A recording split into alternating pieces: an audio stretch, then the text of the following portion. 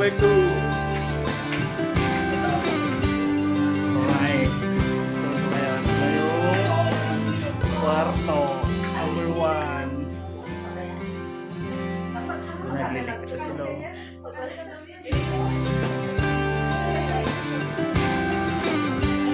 Hindi naman nakadala sa kwarto na kaya mo sa ating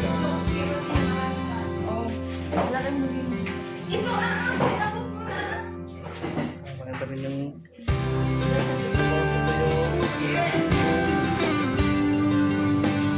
private ano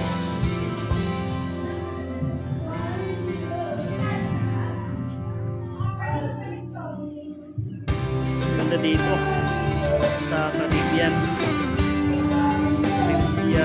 Resort. Ano ang pwede kayo magluto rito eh. May mga ihawan dito. Ito isang CR din to.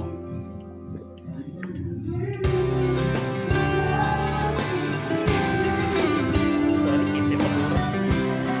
May CR dito. Sa kabila, shower. Ito yung lutuan.